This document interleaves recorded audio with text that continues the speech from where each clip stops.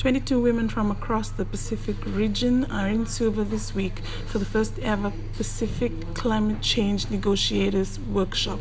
Organized by the Pacific Forum Secretariat and funded by the Australian government, the workshop is aimed at teaching women working in climate change negotiation skills necessary for UN-level COP meetings. We're talking about shifting our entire energy systems, our technical systems, and making sure that women have a voice in that, and also that we don't just shift, let's say, the ownership of our energy systems and our structures from one group of power to another group of power, that we, as we're talking about how we change these systems, it's really important that women are equally included. How do you feel about this workshop and what are you hoping to learn from it? It's very interesting for me because just last year I was part of another COP on the Convention of Biological Diversity, and it was the first time for me to attend one of these high-level events.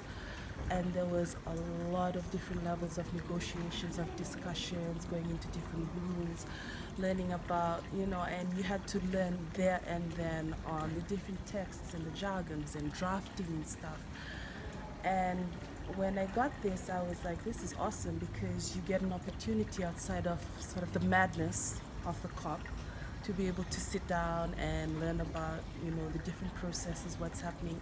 And specifically for gender, I mean, like, already we are aware that, Pacific Islanders are marginalized, and even more so for women from the Pacific. So this is a very important thing to be discussed on how we can engage at the UNFCCC and engage effectively, not just to be present, just to say, oh, we had this many women here, we had this many representatives from the Pacific, but really we were there, we were part of the negotiations, and it was effective.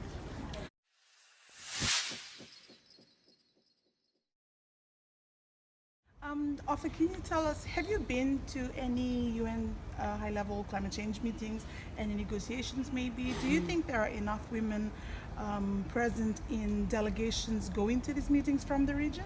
I've been to one which was last year, the one in Marrakesh, but prior to that I've engaged as a woman in pre-negotiations meetings.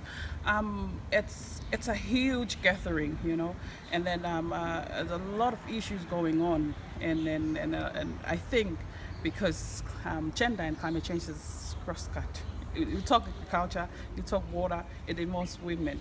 And I think the participation of women is really low, at the negotiations. Like in Marrakesh, some of the delegation, there may be 2 women, and then 7 men. It happens, I think, most of the time.